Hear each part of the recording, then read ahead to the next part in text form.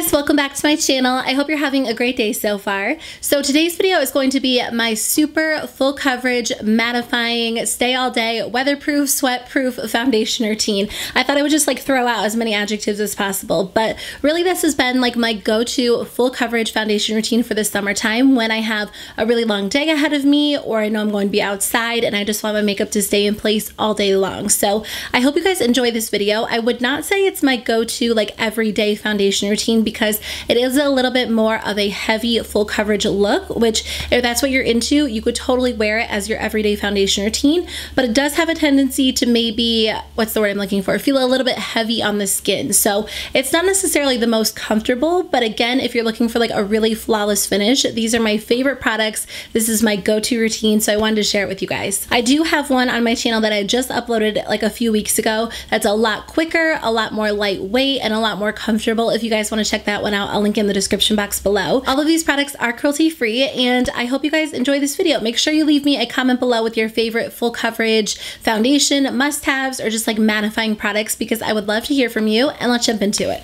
Okay, so I don't have anything on my skin right now. I did start off with my eye makeup because I was using a new palette and I wasn't sure how it was going to perform, so I wanted to make sure I used it before I did my foundation. Now I always start off with a moisturizer. I really like the Paula's Choice Skin Balancing Invisible Finish Moisture Gel. This is a great option if you have oily skin or combo skin because it's very hydrating, but it leaves your skin with a velvety, soft, matte finish. So it's not overly moisturizing. It doesn't leave you with a super shiny sheen, and if you have oily skin, that is something you want to avoid. The only downside is that it does not have SPF, so make sure you use SPF if you do use this one. Another one that I really like is the e.l.f. Beauty Shield SPF 50 Skin Shielding Moisturizer. This one is a great option because it is very lightweight. It's even more lightweight than the Paula's Choice moisturizer, but it does have SPF 50, which is great. So I'm going to go in with this one today. This one does have a universal tint to it, but I feel like you can't really notice it once it is on the skin. So I feel like it really would work for all different skin types.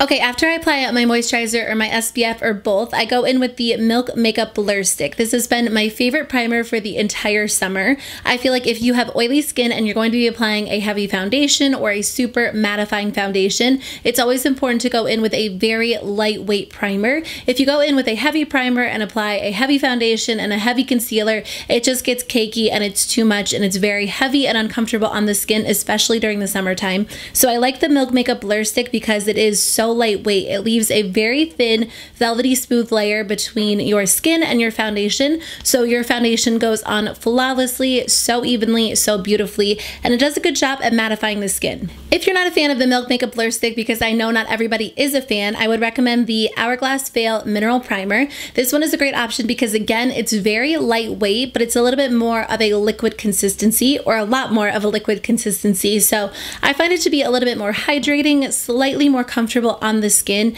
and I still feel like it starts your skin off with a matte, velvety, smooth base. It's just a little bit more comfortable, a little less matte, if that makes sense. And if you're looking for a more affordable option, I would definitely recommend the NYX Angel Veil Primer. They're very, very similar. You can hardly tell a difference. I do like the Hourglass one a little bit better, but the NYX Angel Veil is way less expensive, so I would recommend either one of those. So I just take this and apply it really all over my face, mainly in the T-zone area because that is where I get the most oily, but also kind of at the tops of my cheeks and then really on my forehead too, because that's where my foundation tends to break down the fastest.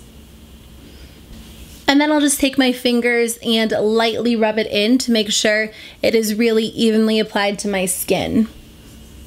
So my favorite foundation is definitely the Urban Decay All Nighter. I'm currently wearing the shade 1.0, which is a little bit light for me. I mix it with something to make it a little bit darker, but 1.5 is too dark. This foundation will oxidize, so I would recommend swatching it in store and then walking around and waiting a little bit before you decide which color to choose, because the color range is hard. I feel like 1.0 doesn't really match me exactly and 1.5 doesn't, so I kind of have to overlook it because I love the finish and the consistency and the texture of the foundation skin so much. It is a very full coverage foundation. It's very mattifying, and I feel like it's great if you have oily skin, if you have acne scarring, if you like a really even appearance and you want something that's really just going to completely even out your skin tone. This is a great option for you.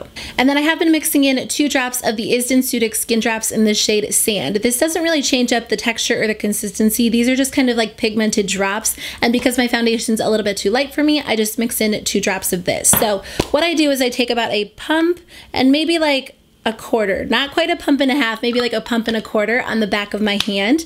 And then I take the Isdin drops and I drop about 2 of those on top. If you're not familiar, the Velvetizer is a mix-in medium. It's supposed to make your foundations very velvety, a little bit more matte. I think they actually said they created it to go with their Naked Skin foundation, which I do like, but it's a lot more lighter coverage than the All Nighter. So I tried mixing it with that and I really liked the finish, but I tried randomly one day mixing it in with the All Nighter, and I loved the texture and consistency of it for like a really long day or when I wanted a super just flawless finish. So I just dropped a little bit of the powder on the back of my hand. I always mix everything on the back of my hand. I should get like a mixing palette, and then I'll just completely mix it together. I will say the powder doesn't seem to like to mix together with the liquid foundation, so you kind of have to really like work to mix them together. But once you get the powder mixed in, it instantly turns your foundation into like a super velvety finish. I don't know if you guys can tell, but that is what the foundation looks like. It's a lot thicker, it's a little bit more velvety,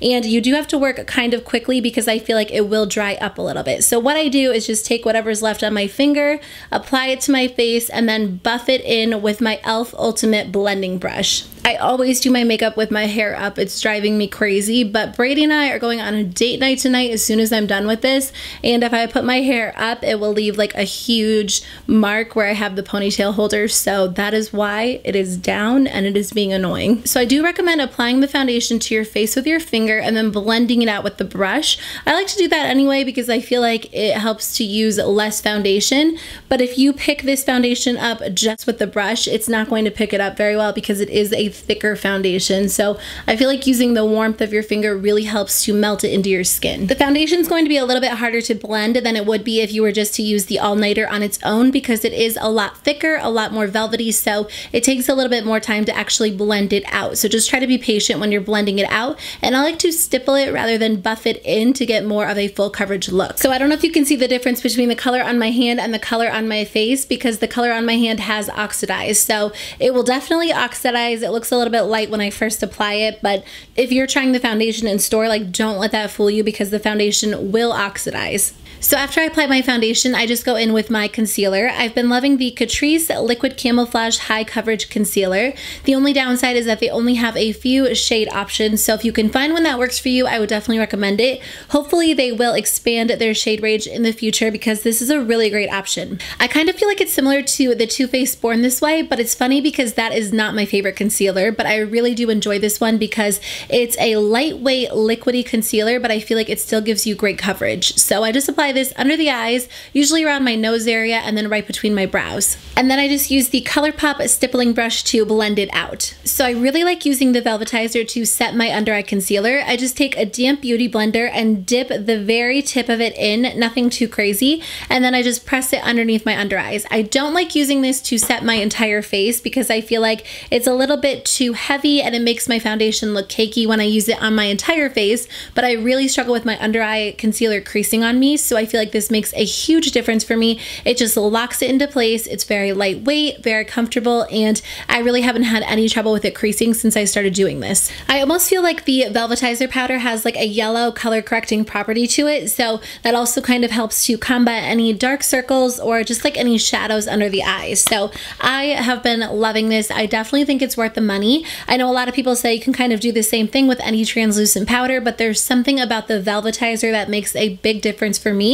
I feel like it really does turn my foundation into a velvety foundation, and other translucent powders just don't do the same thing. I also feel like this one is so finely milled. It's so much more finely milled than any other powder that I've tried. So I will definitely repurchase this when I run out of it, although I might switch up my foundation routine for fall and winter, we'll see. But I think it has definitely become one of my summertime essentials, so I would recommend trying it out. I think you could probably go into Sephora and get a sample of it too if you're interested in trying it out. out. So to set the rest of my face, I've been using the Kat Von D Lock-It Powder Foundation in the shade Light 45. If you do not have extremely oily skin, you might not need to do this step, or you could go in with more of a lighter weight powder. This one is technically a powder foundation, so it might sound a little bit, what's the word I'm looking for? It might sound a little bit unnecessary, I guess, to go in with a powder foundation on top of a liquid foundation, but I have extremely oily skin, and I feel like this powder foundation melts into the skin, so it kind of looks like skin. It doesn't look powdery or cakey. It looks really beautiful. If you're looking for another alternative, I definitely recommend the Catrice Cosmetics Prime and Fine Mattifying Powder.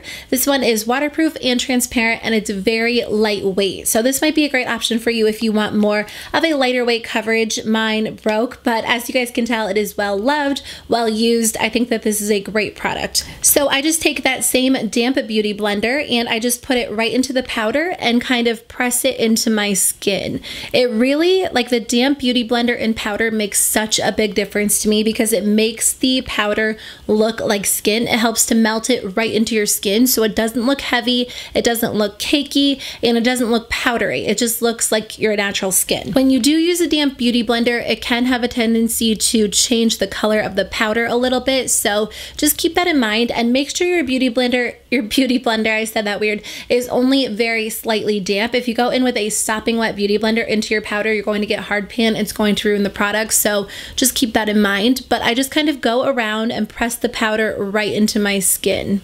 I used to really struggle with cakiness around my chin area, and you could notice like the full coverage foundation, and when I set a powder on top, you could really see that. And now that I've used like a damp beauty blender with this product, it really just looks pretty natural in my opinion, at least, you know, for wearing a full coverage foundation. I will also say if you mainly struggle with like oily skin around your T-zone, or if you have combo skin, you don't have to do this on top of your entire face. In fact, I would not recommend doing it on top of dry skin because I feel like it would really enhance the dryness. So you could just go over the places that really need that extra coverage. I like to do my entire face because, I mean, I mainly struggle with oily skin in my T-zone, but really like my entire face gets oily for the most part. Okay, I'm going to do the rest of my makeup and then I'll show you guys how I cover up this freckle on my nose. Okay, sorry guys, my camera was not recording, but basically I have a really large obvious freckle right in the center of my nose. When I was younger, I got sunburned and then my skin did not completely heal and I got sunburned in the same spot again, right on top of my nose.